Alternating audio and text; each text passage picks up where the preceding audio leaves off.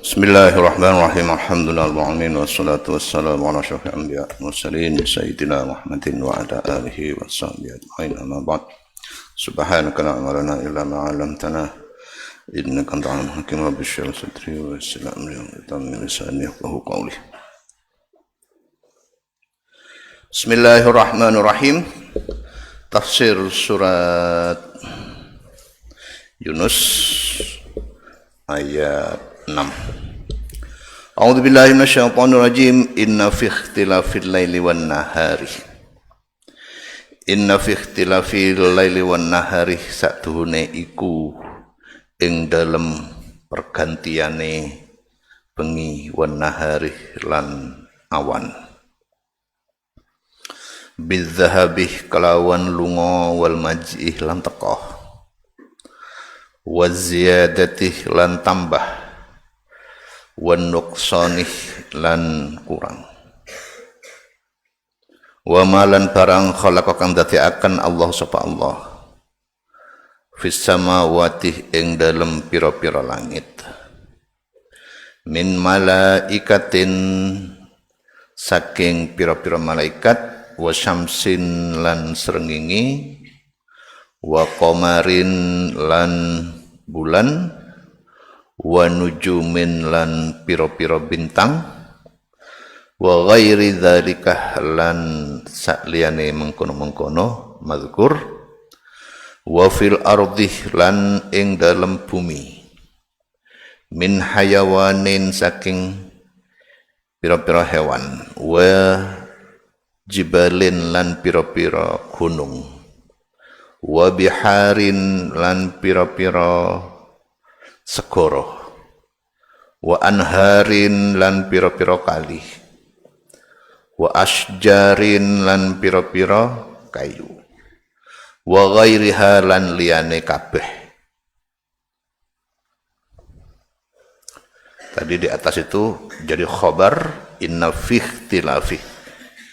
Fi ikhtilafin jadi khobarnya innah yang didahulukan. Inna fi ikhtilafi satune iku ing dalem perbedaan atau pergantian mubtada'nya atau isimnya innah la ayatin yakti opo piro-piro tanda.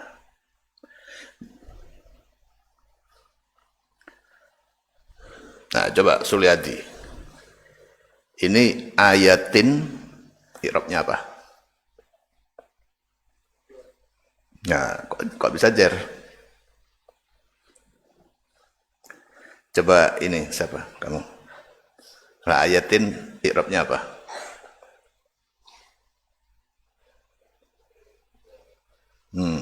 Apa berarti?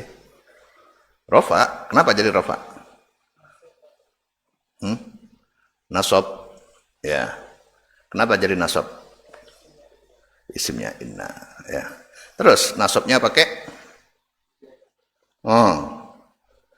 Nasabnya pakai kasrah. Kenapa? Karena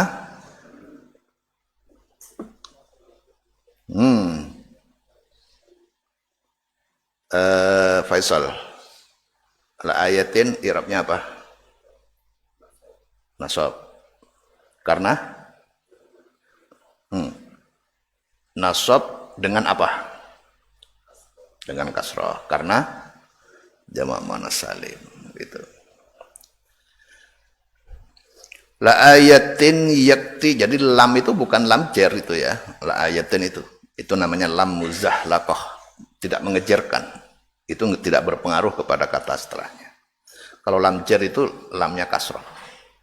Li zaidin, aquluh li zaidin. Nah, itu linya itu lam jar yang mengkasrahkan. Tapi kalau la di sini itu tidak ada pengaruhnya kepada kata setelahnya. Cuma bermakna taukid yakti. La ayatin yakti opo piro-piro tanda. Dalalatin tegese piro-piro tanda ala kudratihi ing atase kekuasaane Allah ta'ala maha luhur Allah. Liqaumin katwe atau maring kaum yattaqunah kang wedi sapa kaum ing Allah. Fayu'minunah moko dadi iman sapa kaum. Khassahum nantoaken sapa Allahum ing kaum bidzikrih kelawan den sebut li annahum kana satuhune kaum yatakun itu al muntafi'unah iku pira-pira wong kang iso ngalap manfaat biha kelawan ayat. Nah, jadi inna fi ikhtilafil lail. Kita ini sekarang sedang mempelajari suatu ayat yang di dalam isinya itu secara jelas Allah memerintahkan kita untuk mempelajarinya. Untuk mempelajari fenomena alam. Inna fi ikhtilafil laili wan nahar, bahwasanya di dalam fenomena perubahan ada siang, ada malam. Bidzahabih wal maji'ih, ada yang datang kadang pergi. Perginya malam, datang siang. Siang pergi, malam datang. Wazziyadatih wan nuqsani. Nah, ini kalau orang Indonesia tidak begitu paham dengan waziyadati wan nuqsan ini. Tetapi orang yang tinggal di daerah-daerah yang memiliki musim 3 musim atau 4 musim, seperti di Cina, di Eropa, di Amerika, itu kan ada musimnya. Kalau di Indonesia ini negara Katulistiwa, itu musimnya itu cuma 2. Musim hujan, musim kemarau. Kalau di Eropa, Amerika, Jepang, Cina, Korea, Australia, itu ada 4. Ada musim panas, musim dingin, musim gugur, dan musim semi. Perubahan musim itu berpengaruh kepada jumlah malam dan siang. Gitu. Jadi kalau musim dingin, malamnya siangnya itu lebih banyak daripada malamnya. Bahkan seperti di kawasan Amerika atau di Kanada, itu kalau musim panas ya, kebalik itu tadi. Musim panas itu siang lebih panjang daripada malamnya.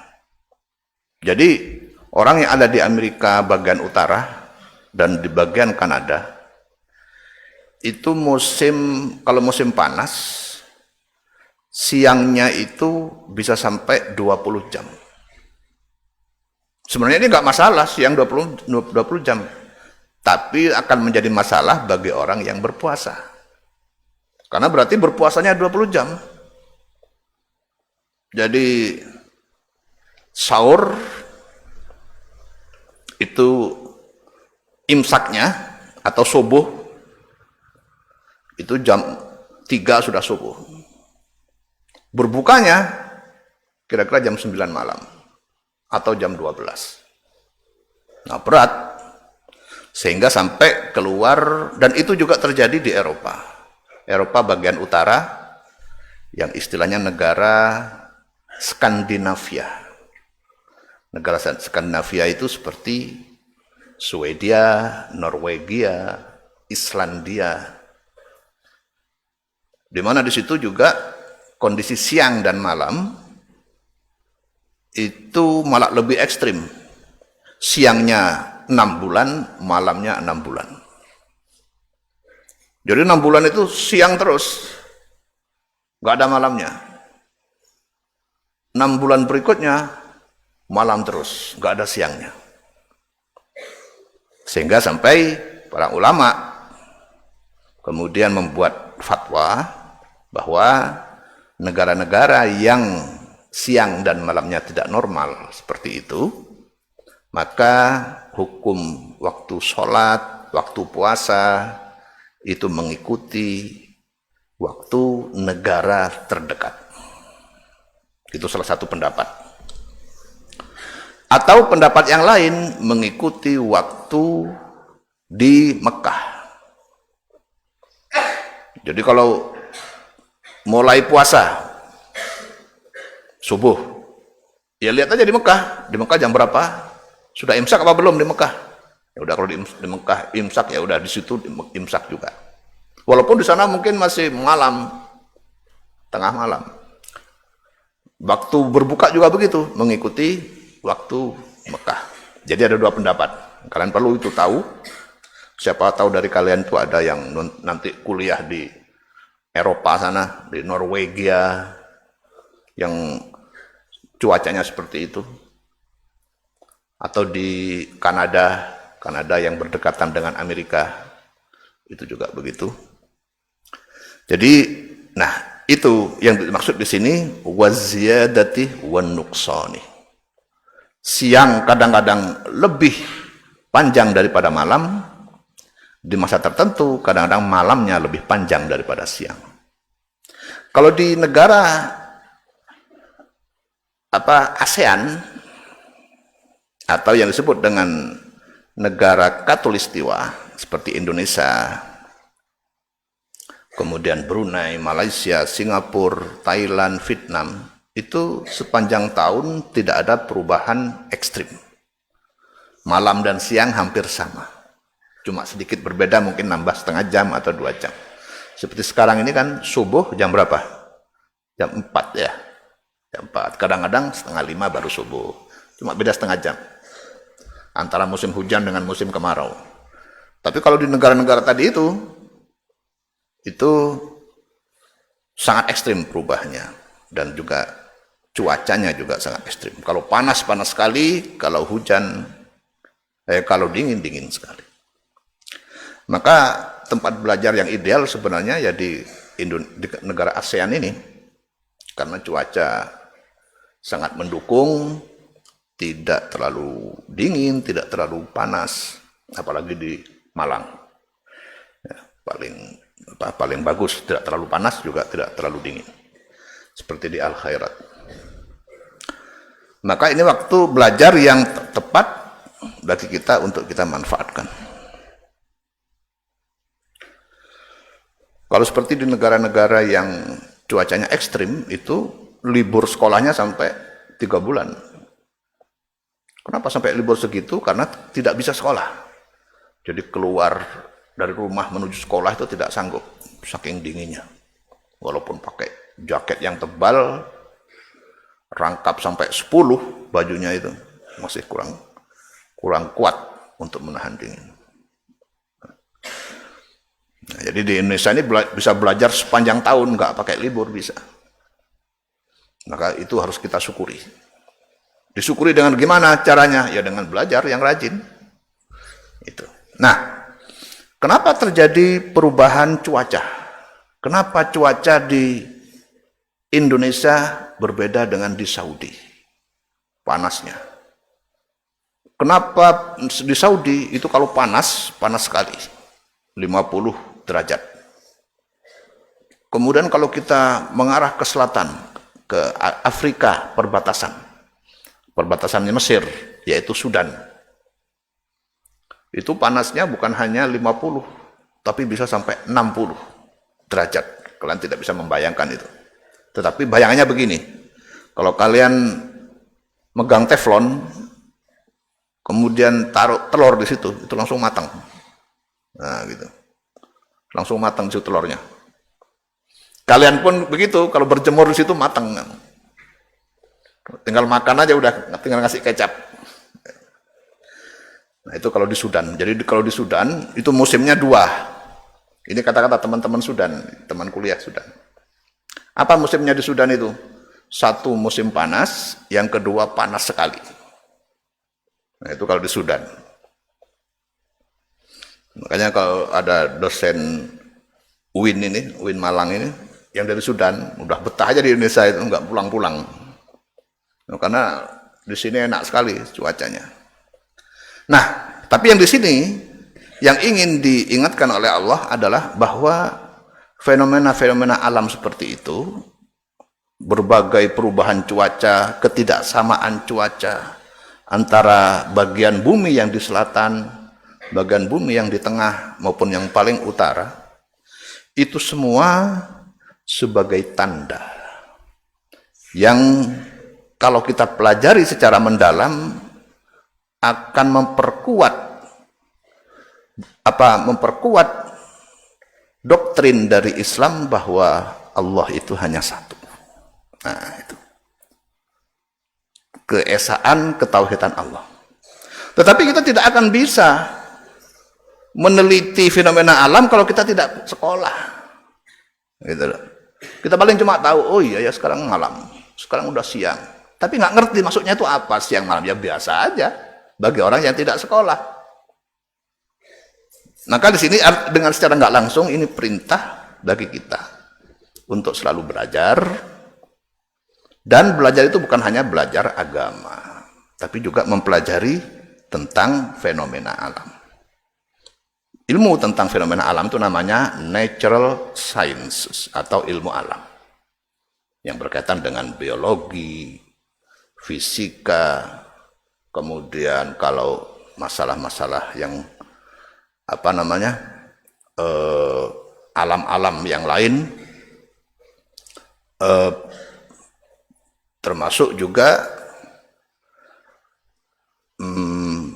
untuk meramal cuaca namanya ya.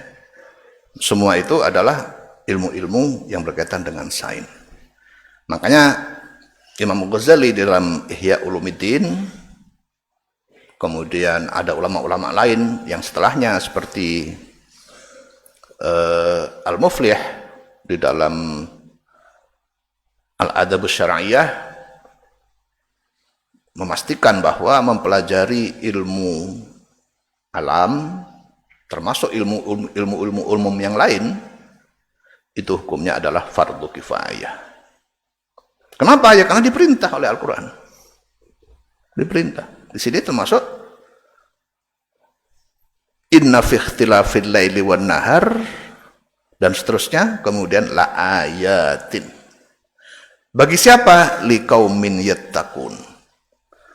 Bagi orang-orang yang bertakwa, tapi yang juga mempelajari itu. Kalau tidak mempelajari gimana bisa mengagumi? Orang baru bisa mengagumi kemudian langsung berpikir siapa yang menciptakan ini?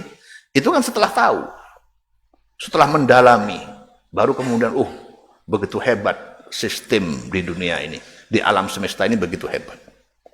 Siapa? Gak mungkin sistem yang begitu hebat ini tidak ada penciptanya.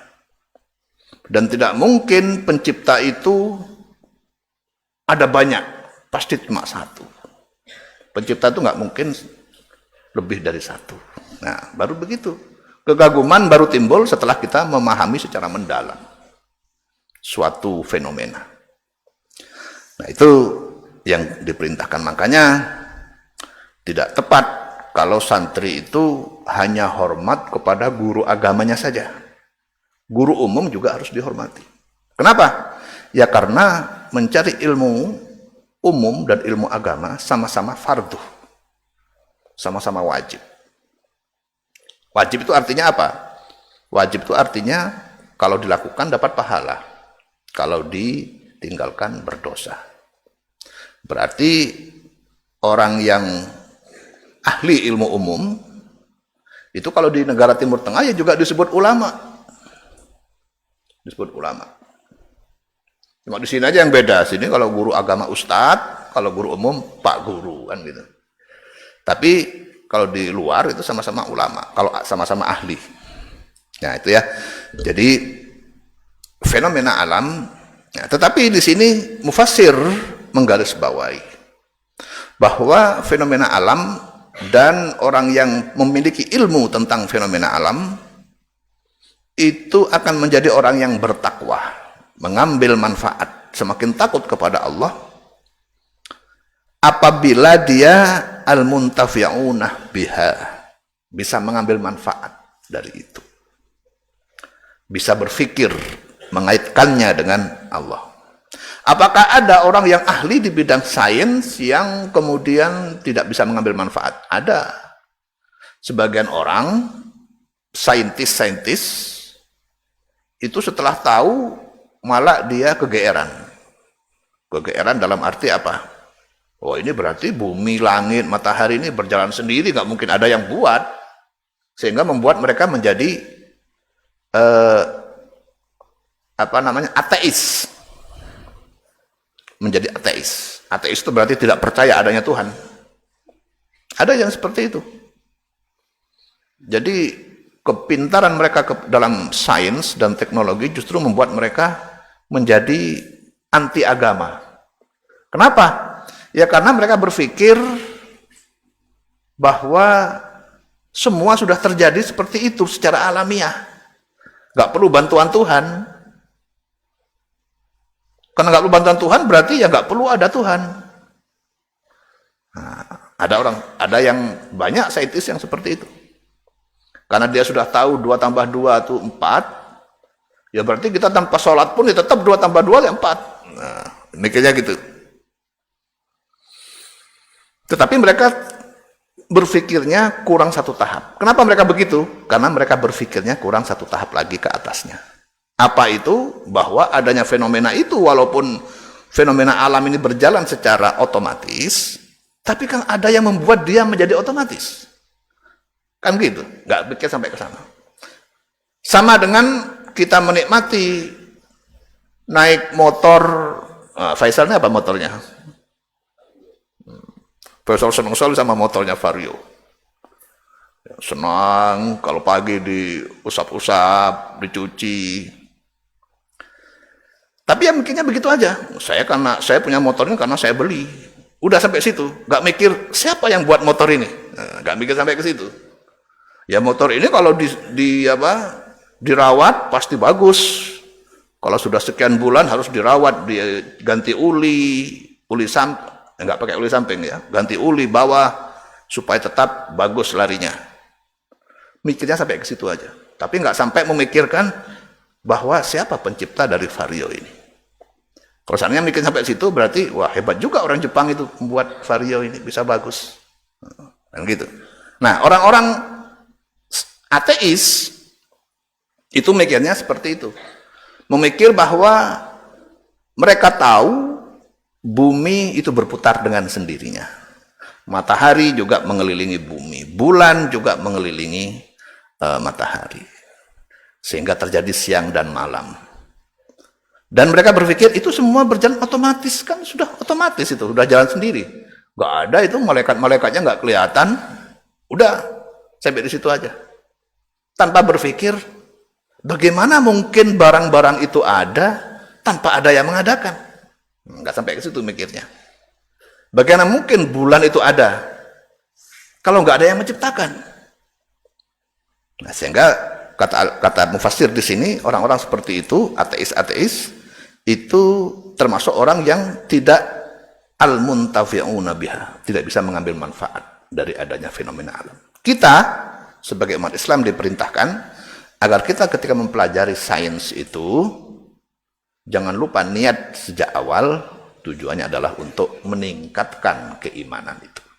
Ya, kita mempelajari ilmu apapun, ilmu agama, ilmu umum, baik sains social science, ilmu sosial, maupun natural science, ilmu alam, ataupun teknologi, itu semua harus kita niatkan dari sekarang untuk meningkatkan keimanan.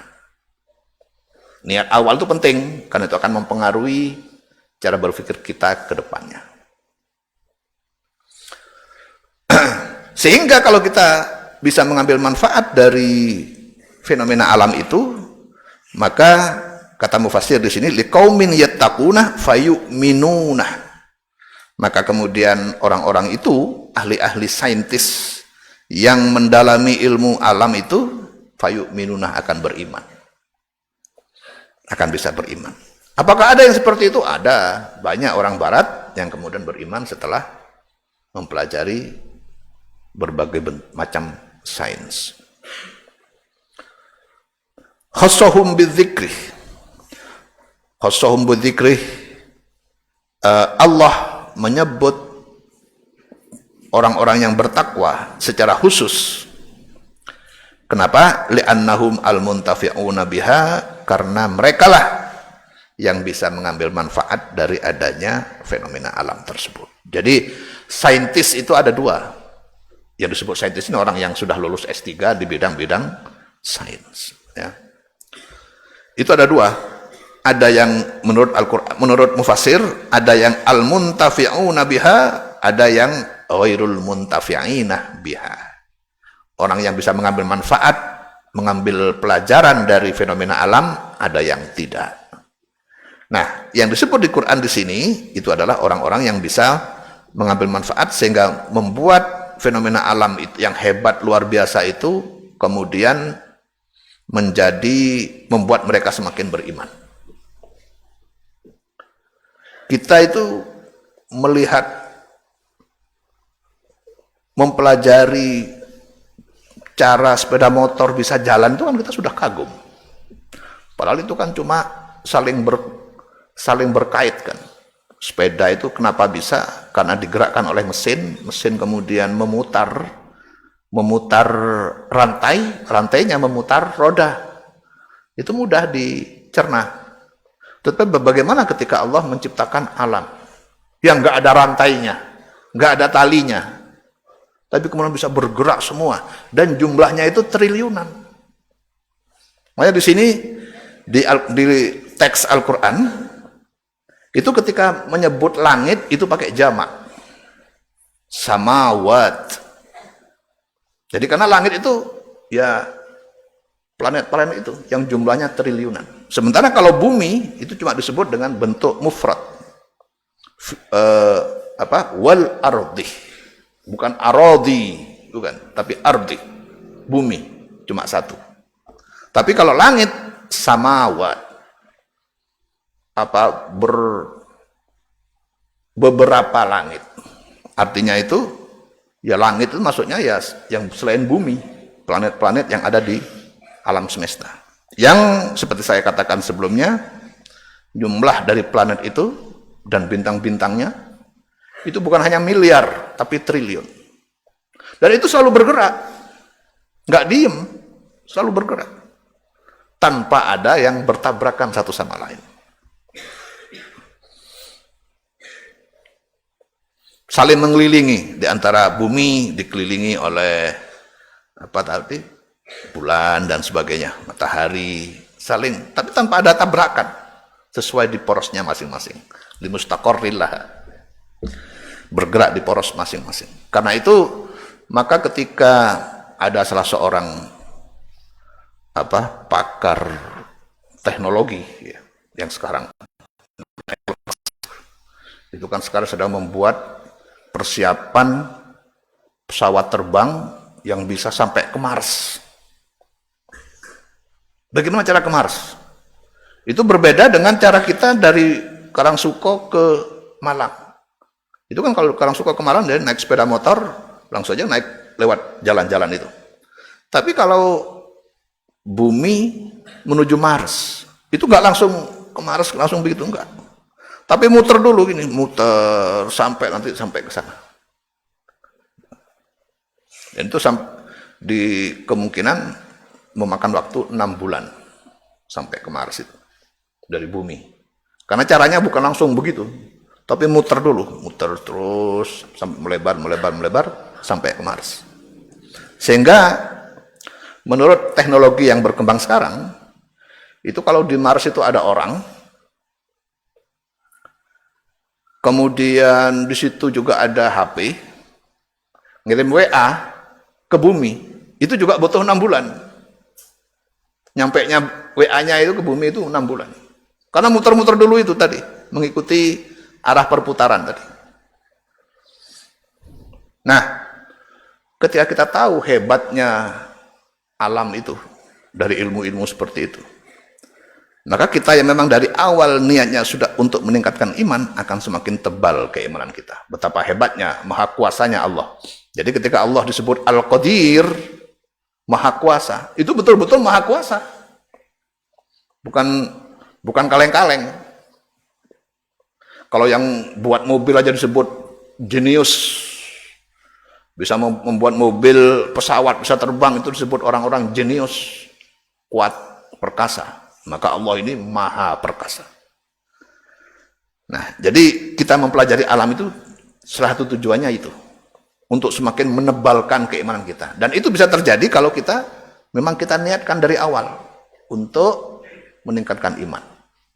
Tapi kalau orang tidak ada niat seperti itu, ya kadang beruntung bisa beriman, kadang malah jadi ateis. Kenapa bisa jadi ateis? Karena dia berpikir berarti alam ini ya sudah fix. Memang sudah dibuat seperti ini, sudah terjadi secara alami, bergerak sendiri secara alami. Berarti ya nggak ada Tuhan. Nah, jadi gitu mikirnya. Ya. Jadi itulah pentingnya hadis innamal a'malu binniyat. Bahwa semua perbuatan itu ujung-ujungnya akan bergantung dari niat di awalnya. Maka perbaiki niat dari sekarang. Innalladzina la yarjuna liqa'ana. Innalladzina satune wong akeh la yarjuna kang ora ngarep sapa alladzina liqa'ana ing ketemu kita Allah bil ba'tsih kelawan hari kebangkitan. Waradu bil hayatid dunya lan puas sapa alladzina bil hayatid dunya kalawan kauripan dunya badalal akhiratih dadi gantine akhirat li ingkarihim karena ingkari alladzina laha maring akhirat watma'annu biha watma'annu lan antenang sapa alladzina biha kelawan hayatid dunya ai sakanu tegese dadi tenang sapa alladzina ilaiha maring hayatid dunya walladzina lan wong akeh hum ya alladzina an ayatina saking pira-pira ayat kita ai dalaili wahdaniyatina tegese pira-pira petunjuk atau dalil sijine kita Allah.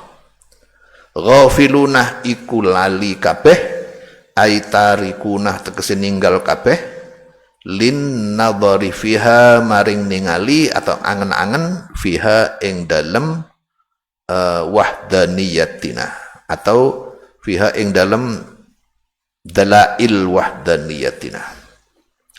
Ulaika utawi mengkono-mengkono alladzina ma'wahum iku utawi nggon baline alladzina annaruh iku neraka.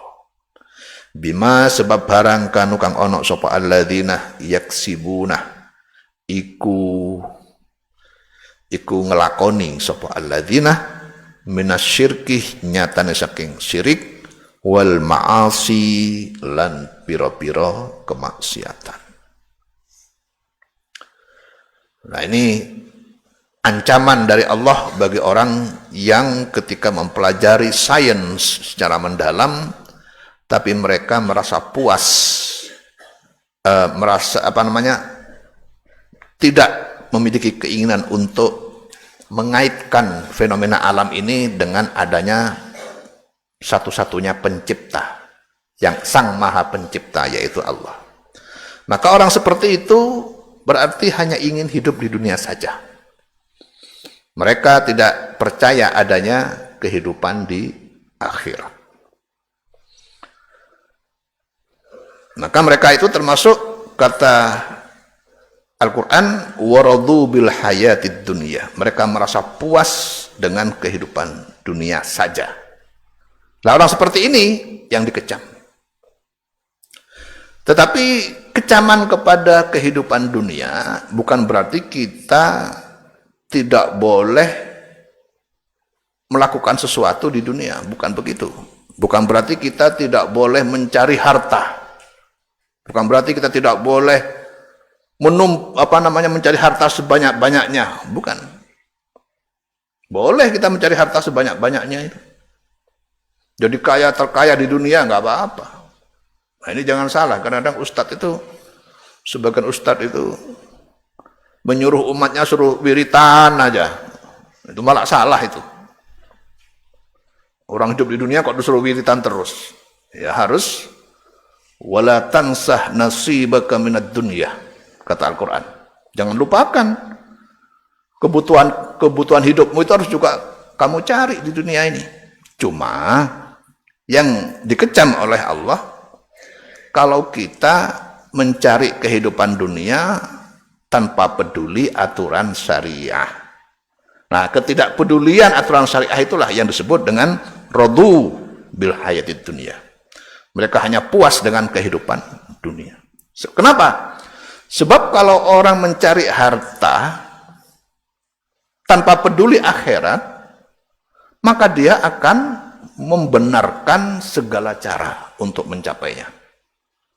Ada cari harta supaya cepat, jualan narkoba, udah pakai jual aja narkoba.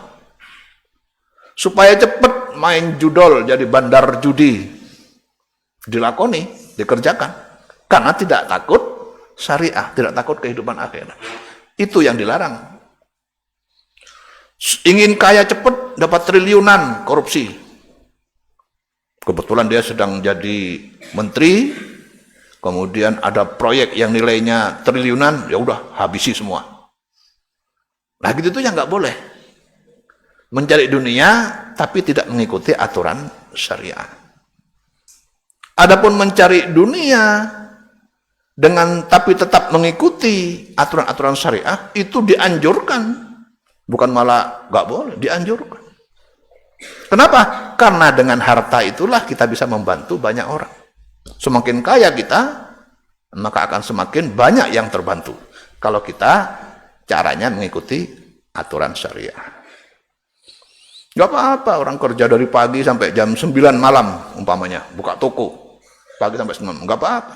Tapi yang penting, satu, jujur jualannya. Yang kedua, kalau waktunya sholat, ya sholat. Jangan sampai gak sholat. Itu aja. Terus, kalau di akhir tahun waktunya bayar zakat, bayar zakat. Itu aja yang diinginkan oleh Islam, oleh syariat Islam. Yaitu kita boleh mencapai atau mencari duniawi baik dari segi harta, jabatan, tapi harus tetap berpatokan kepada aturan-aturan syariah. Yang haram jangan dikerjakan. Yang haram dan yang wajib harus dilakukan. Yang wajib contohnya membayar zakat.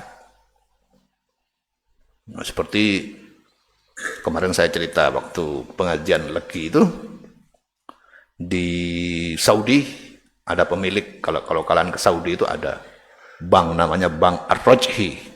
Itu salah satu bank terbesar di Arab Saudi. Pemiliknya itu namanya Abdul Aziz Ar-Rajhi. Itu kaya raya, satu orang terkaya di Saudi. Nah, itu kemarin ini dia mendonasikan, menghibahkan hartanya yang sebanyak 21 miliar dolar untuk membantu pendidikan orang-orang miskin, memberi beasiswa, juga untuk membiayai kehidupan janda-janda yang nggak bekerja, ya sudah tua-tua. 21 miliar dolar itu kalau dirupiahkan itu sekitar 350 triliun rupiah. Nah itu kan yang bisa begitu kan orang kaya. Kalau miskin mana bisa bantu segitu. Nah, jadi bercita-cita jadi orang kaya itu boleh, tapi harus mengikuti aturan syariah. Jangan asal pokoknya kaya, akhirnya jadi bandar judol, judi online. Kalau asal kaya, nah itu. Jadi yang dimaksud di sini waradu bil hayatid dunya, atau di ayat yang lain dikatakan innamal hayatid dunya mata'ul ghurur. Kehidupan dunia itu adalah permainan yang menipu. Maksudnya itu kehidupan dunia yang tidak mentaati syariat. Ini perlu saya ulang-ulang ini, karena kadang-kadang ustadz-ustadz yang lain kalau pidato itu gak usah soge-soge, yang penting ibadah ya. Nanti kalau nggak punya duit jadi pengemis dia. Nggak boleh ceramah kayak gitu itu. Harta harus dicari. Di Quran sudah jelas diperintahkan cari harta. Tetapi carilah harta yang sesuai dengan aturan syariah. Itu yang dimaksud dengan orang-orang yang takwa itu begitu. Sementara orang yang disebut dikecam oleh Allah adalah orang yang mencari harta yang dimaksud dengan hubbud dunia. Yang di sini dikatakan waradu bil hayatid dunia. Ini kalau bahasa yang lain adalah orang yang cinta dunia. Maksudnya itu gimana? Maksudnya cinta dunia itu gimana? Bukan orang kaya yang dimaksud, tetapi orang yang mencari harta yang membenarkan segala cara. Jadi dengan begitu maling itu termasuk radu bil hayatid dunia ini. Cari harta tapi membenarkan segala cara. Begal walaupun miskin, hasil begalnya paling mungkin 100.000, 200.000, 1 juta paling banyak. Tapi itu termasuk dikatakan oleh Al-Quran orang yang radu bil hayatid dunia. Pecinta dunia seperti itu. Orang mencari dunia tanpa dengan menghalalkan segala cara, tanpa mengikuti aturan syariah. Itulah cinta dunia yang dikecam oleh Islam. Ya, saya ulangi lagi. Jadi orang yang cinta dunia, hubbud dunia yang dikecam oleh Islam, Al-Quran dan oleh hadis adalah orang yang dalam mencari harta membenarkan segala cara.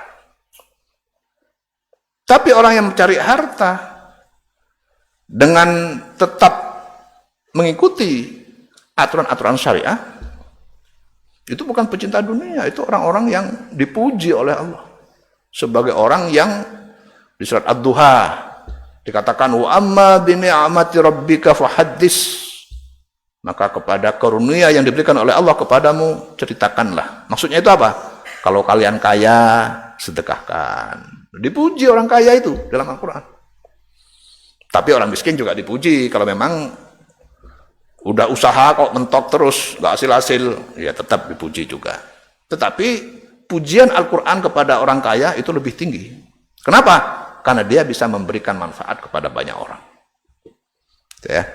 Jadi sekali lagi, radu bil hayatid dunia, orang yang cinta dunia, yang dikecam oleh Al-Quran, itu adalah orang yang mencari dunia dengan menghalalkan segala cara. Adapun orang yang mencari duniawi dengan cara yang halal, walaupun hartanya segudang, terkaya di dunia umpamanya, tapi caranya halal, maka mereka itu tidak disebut hubbud dunia yang dikecam. Tetapi orang-orang yang memang orang yang dipuji di dalam Al-Quran sebagai orang yang nanti akan mendapatkan balasan yang setimpal nanti di akhirat. Ulaika ma'wahumun naru bima kanu yaksibun. Orang yang cinta dunia seperti itu akan mendapatkan tempat di neraka. Minasyirkih wal ma'asi, karena syirik. Nah, yang syirik ini bagian yang saintis tadi. Saintis, ahli di bidang ilmu sains, tapi keilmuannya malah membuat dia kufur, membuat dia jadi ateis. Itulah orang yang ini. Wal ma'asi, orang kaya tapi menghalalkan segala cara. Itu semua ada di ma'wahumun nar bima kanu yaksibun, tempatnya di neraka sebab yang mereka lakukan. Innal ladzina amanu wa amilus solihati, satune wong akeh amanu kang iman sapa alladzina wa amilu kang nglakoni sapa alladzina as-solihati ing pira-pira kebagusan. Yahdihim rabbuhum, yahdihim maka bakal nuduhaken him ing alladzina, yursiduhum tegese nuduhaken hum ing alladzina, rabbuhum sapa pangelane alladzina, bi imanihim sebab imane alladzina. Amilus solihat, orang yang beriman dan beramal soleh. Siapa yang beramal soleh ini? Ya orang kaya yang berderma, berzakat, atau orang miskin tapi tetap dia menjaga imannya, tidak mencuri, juga tidak meminta-minta. Bi imanin kalawan iman bihi kalawan rabbuhum. Bi ayya ja'ala lahum nuran kalawan yang tandatiakan sapa Allah lahum maring alladzina nuran ing cahaya yahtaduna kang dadi pitutu ngalap pitutu sapa alladzina bihi kelawan nur yaumal kiamati ing dalam dina kiamat tajri hale mili mintah tihim saking isore alladzina al anharu apa pira-pira kali fi jannatin naimi ing dalam pira-pira swarga an-naimi kang akeh nikmate. Mereka yang hidup di dunia secara jujur, bekerja keras mencari harta, tapi dengan cara yang syar'i, yang sesuai syariah, kemudian membayar zakat, plus juga bersedekah, maka orang itu dijanjikan oleh Allah jannatun naim. Jangan lupa, jadi jannatun naim ini diberikan kepada orang yang satu beriman, kedua beramal soleh. Tentu saja di surga itu juga seperti di dunia, ada kelas-kelasnya.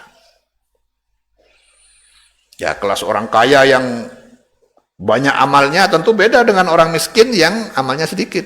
Sama-sama surga. Jadi mungkin kalau perumahan itu ya, yang amalnya sedikit ya masuk surga, tapi yang di rumah yang RSS ya, rumah sangat sederhana. Tapi kalau yang banyak amalnya, entah itu ahli ilmu atau dermawan atau pejabat yang banyak membantu orang dan tidak korupsi, itu mungkin di rumah di surganya itu spesial. Karena di hadis juga disebut bahwa nanti ada 7 orang yang akan masuk surga yang spesial. Salah satunya imamun adlun. Imam yang adil. Imam yang adil berarti ya pejabat itu. Pejabat yang tidak korupsi, semua akan mendapatkan posisi khusus. Ya berarti kalau begitu, jadi termasuk amilus solihat.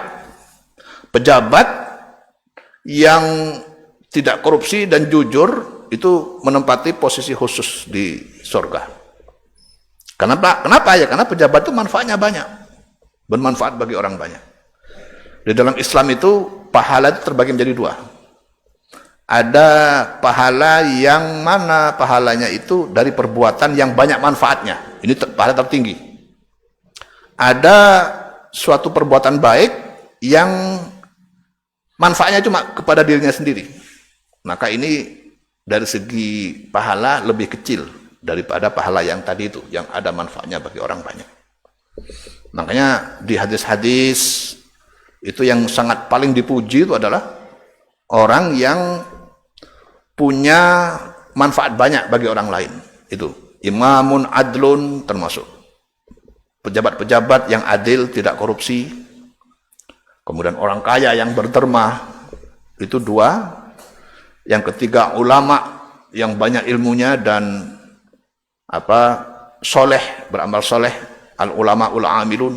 3 kelompok ini menduduki posisi tertinggi nanti di surga.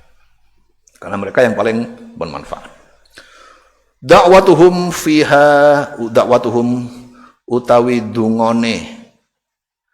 dungone alladzina fiha ing dalam jannat ay talabuhum tegese utawi nyoprene alladzina lama yustahunahu samangsane kepingin sapa alladzina hu ing madkur fil jannati dalam swarga iku ayyakulu iku yang ngucap sapa alladzina subhanakallahumma maha suci panjenengan Allah, Allahumma do Allah, ayya Allah. Fa idza ma talabuhu baina aidihim lamun nyuprih sapa alladzina hu ing madkur baina aidihim ing dalam antar ing ngarepe alladzina wa tahiyyatuhum ngucap ing lafat wa tahiyyatuhum utawi kehormatannya ya. Alladzina fima ing dalam barang bainahum tetap ing dalam antan alladzina fiha iku ing dalam tahiyatum fiha ing dalam jannat salamun iku salam. Wa akhiru da'wahum lan utawi akhire tungane alladzina alhamdulillah tegese alhamdulillah utawi sakabeh puji iku lillahi tetap kadue Allah rabbil alamin kang mengerani wong alam kabeh. Jadi inti dari ayat ini, ayat surat Yunus ayat berapa? 6 sampai ayat 10 itu adalah kita diperintahkan oleh Allah satu untuk mempunyai niat yang baik atas apapun yang akan kita kerjakan. Niatnya itu adalah untuk meningkatkan iman. Yang kedua, diperintahkan oleh Allah agar kita selalu mengeksplorasi alam. Ya berarti kita disuruh belajar.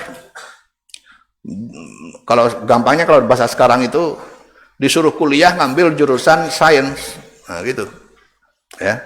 Di ayat 6 itu perintah Allah agar kita belajar kuliah ngambil jurusan sains. Tetapi harus diniati untuk meningkatkan iman. Nah, itu. Yang kedua, cinta dunia itu adalah orang yang mencari harta dengan menghalalkan segala cara. Adapun orang yang mencari harta yang mengikuti aturan-aturan syariah, maka itu tidak disebut dengan cinta dunia. Walaupun hartanya banyak segunung, bukan cinta dunia.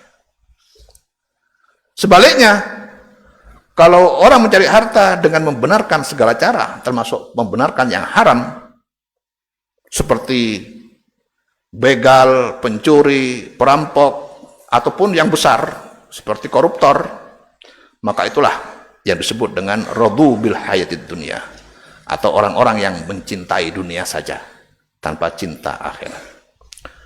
Wa nazalah wallahu a'lam.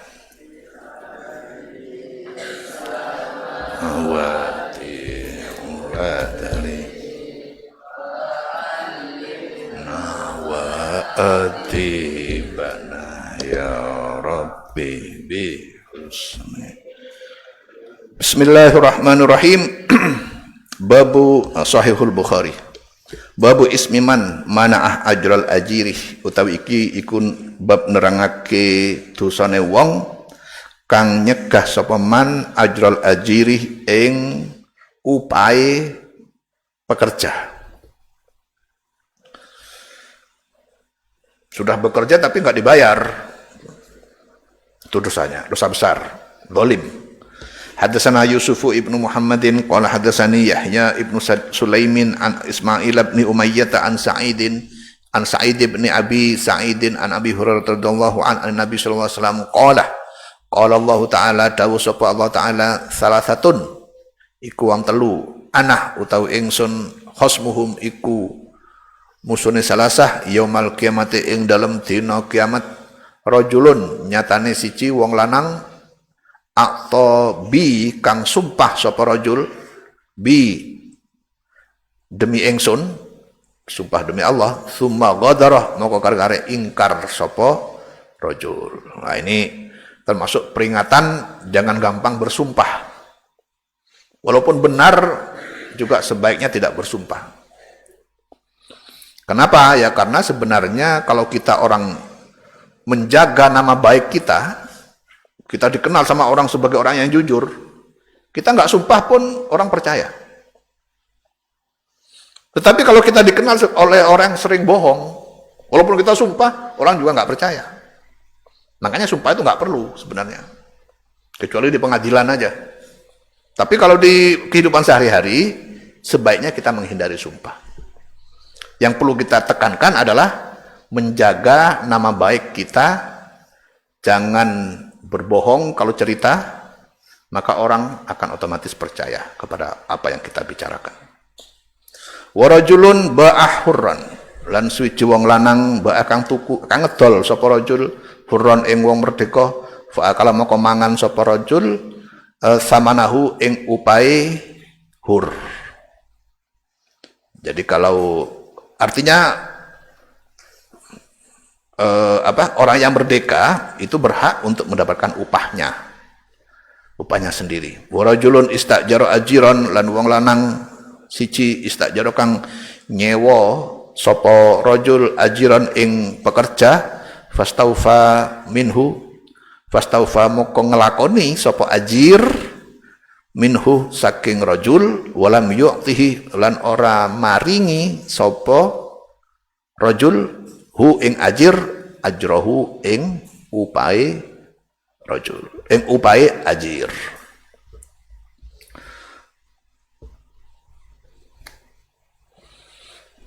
Intinya hadis ini bahwa manusia itu harus bersikap adil. Salah satu keadilan adalah kita harus melaksanakan hak orang lain. Termasuk hak orang lain itu adalah upah. Upah itu harus ditunaikan kepada orang yang bekerja kepada kita sesuai dengan perjanjian. Babul ijarati minal asri wallahu a'lam. Di samawati auladari wa alimna wa atibana ya husni. Bismillahirrahmanirrahim. Halaman 210.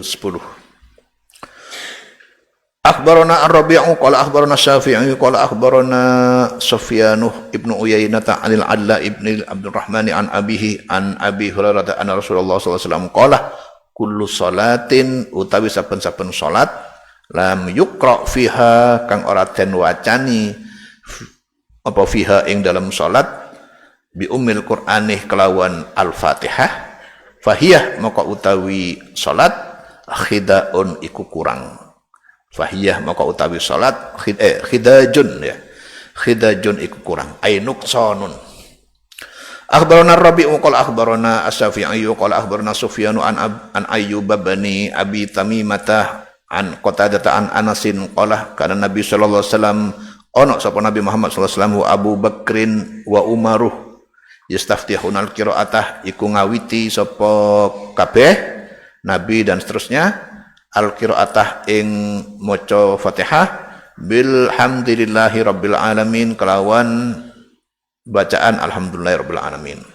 Qala Syafi'i yakni ngarepaken sapa wong yabdauna bi qiraati umul Quran ngawiti sapa nabi dan seterusnya bi qiraati umul Quran kelawan maca al-Fatihah qabla ma yaqra'u ba'daha ing dalam sakwise oleh maca sapa wong ba'daha ing dalam sakwise al-Fatihah. Wallahu ta'ala a'lam. La yakni annahum, la yakni orang ngarepaken sapa wong annahum satuhune Nabi dan Nabi Abu Bakar Umar yatrukuna iku ninggal sapa Nabi Abu Bakar Umar bismillahirrahmanirrahim ing bacaan bismillahirrahmanirrahim. Intinya apa? Hadis ini menjadi dalil terhadap wajibnya membaca Al-Fatihah di dalam sholat. Tetapi hadis ini kemudian menjadi dalil dengan penafsiran yang berbeda antara Imam Syafi'i dan imam yang lain. Imam-imam yang lain menyatakan hadis ini berarti menunjukkan Bismillah itu bukan bagian dari ayat Al-Fatihah. Berarti nggak perlu dibaca. Atau boleh dibaca tapi tidak wajib. Menurut Imam Syafi'i, Al-Fatihah itu, Bismillah itu bagian dari ayat Al-Fatihah. Sehingga harus dibaca juga Bismillahnya. Kalau tidak dibaca Bismillahnya, tidak sah. Tuh. Ada pertanyaan, saya bekerja di Malaysia mengecat rumah dan pada saat itu kuasnya memakai bulu babi jadi terpaksa pakai juga. Terus saya pegang kuasnya dengan tangan basah dan lalu dengan keadaan tangan basah itu saya memegang barangan saya seperti handphone, dompet, tas dan memegang anggota tubuh lain. Gimana solusinya Buya? Apakah masih berpindah najisnya? Kalau barang dan anggota tubuh lain yang kita pegang dengan tangan basah tadi udah kering, tapi kita pegang lagi dengan keadaan tangan kita basah karena udah cuci tangan, tapi nggak dibasuh dengan 1 kali air tanah dan 6 kali air bersih. Dan cat yang terkena ke baju kita dan sudah kering catnya itu, gimana solusinya Buya? Apakah masih berpindah najisnya kalau dipegang tangan basah? Gini ya, jadi kalau babi itu beda dengan anjing. Kalau anjing dalam mazhab Syafi'i itu anjing itu najis mughalladhah yang harus dicuci 7 kali, salah satunya dicampur dengan debu. Tapi kalau masalah babi, ini Imam Syafi'i sendiri itu mempunyai 2 pendapat. Pendapat di Qaul Qadim menyatakan bahwa babi itu najis mutawassithah. Ya, karena tidak ada dalilnya di Quran dan hadis. Yang ada dalilnya di hadis itu apa? Anjing. Idza walagal kalbu fi ina'i ahadikum falyaghsilhu sab'an. Yang ada dalilnya di Quran itu cuma hurrimat yang berkaitan dengan babi. Hurrimat alaikumul apa? Maitatu, terus waddamu walahmul khinziri, dan daging babi. Nah, ayat di hurrimat alaikum itu tidak menyebutkan najis mughalladhah. Cuma menyebutkan bahwa itu haram dimakan.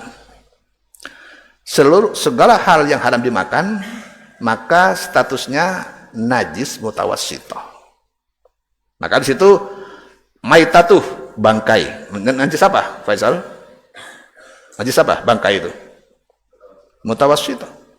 Waddamu, dan darah, mutawassithah. Walamul khinziri, dan babi, berarti mutawassithah juga. Ini satu baris, pakai waw atof. Maka kata Imam Nawawi, pendapat Imam Syafi'i di Qaul Qadim di dalam masalah najisnya babi ini lebih kuat dibanding pendapatnya Imam Syafi'i di Qaul Jadid yang mengatakan babi itu najis mughalladhah. Kenapa? Karena di Qaul Jadid najis mughalladhahnya babi itu hanya berdasarkan kias kepada anjing. Sementara yang di Qaul Qadim berdasarkan langsung teks dohirnya nas dari Quran tadi. Nah, artinya maksud saya yang bertanya ini bisa ikut pendapat Qaul Qadim. Ya, jadi babinya ini najis mutawassithah. Berarti ya cukup 1 kali sudah selesai. Itu ya. Yang kedua, menurut Imam masalah yang terkena asalkan najisnya sudah tidak terlihat, itu kan menjadi najis hukmiyah.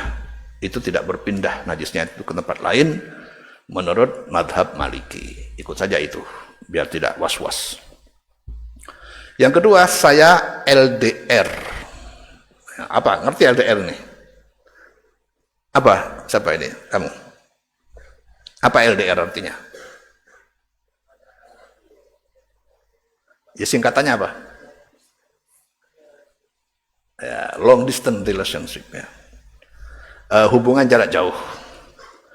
Tapi ini bukan dengan pacar ya, ini dengan suami. Saya LDR dengan suami dari tahun 2019 sampai 25. Ternyata suami saya telah mengkhianati pernikahan kami, selingkuh. Selama LDR kita baik-baik saja. Dia pulang 3-4 bulan sekali. Saya tidak nyangka dia mengkhianati saya selama 5 tahun. Saya baru tahu waktu libur haji kemarin. Waktu dia pulang, saya lihat semua bukti ada di HP suami. Saya hancur saat itu, saya shock, bingung harus gimana. Saya kepikiran kalau saat ini suami lagi di pihak selingkuhannya. Kalau emosi saat itu, rumah saya langsung hancur. Saya mikir anak-anak saya, takut mentalnya hancur. Saya memilih diam, pura-pura tidak tahu. Tapi saat itu juga saya memutuskan untuk ikut dia tempat kerjanya, maksudnya ingin mempertahankan rumah tangga kita. Tapi ternyata kenyataannya menyakitkan. Suami sekarang acuh pada saya, pada anak-anak saya, bahkan galak sama saya. Sekarang saya bingung, bertahan, berharap dalam doa, semoga suami akan dapat hidayah untuk pulang pada saya dan anak-anak saya. Tapi kenyataannya sangat sakit dia benar-benar berubah, bahkan sudah enggan memberikan nafkah batin pada saya. Jadi intinya sekarang saya merasa tidak dihargai sebagai istri. Saya merasa sebagai pelayan, tidak ada lagi obrolan keluarga. Harus bagaimana saya, Ustaz?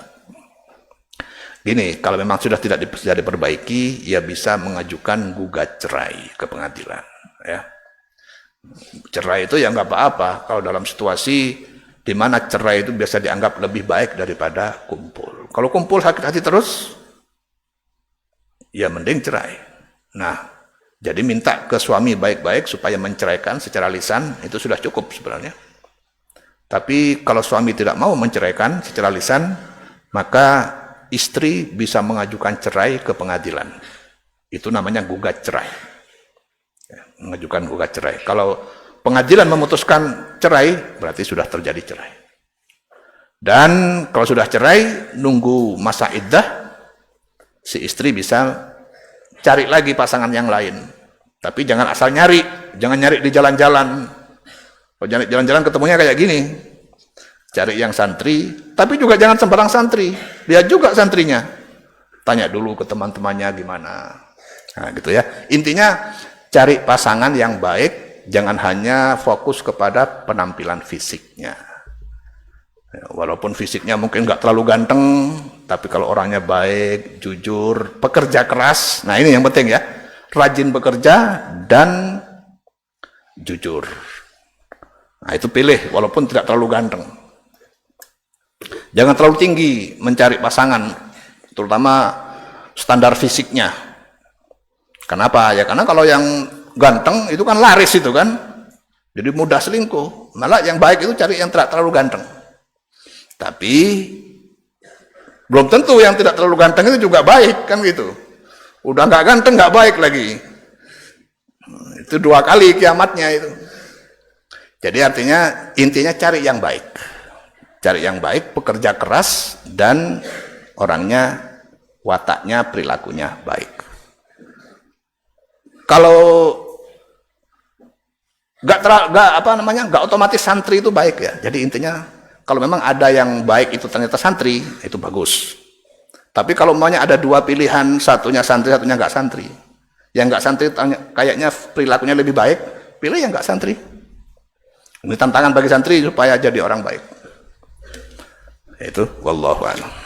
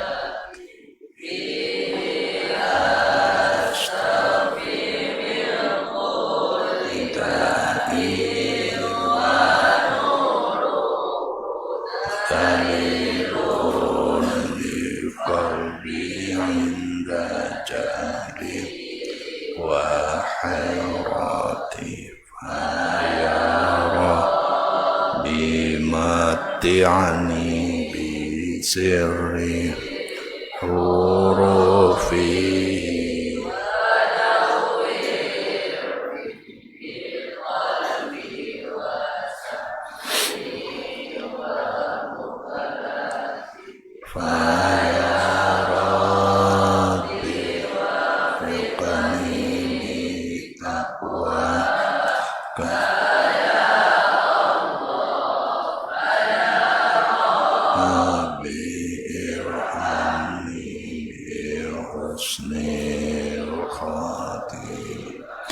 Assalamualaikum warahmatullahi wabarakatuh.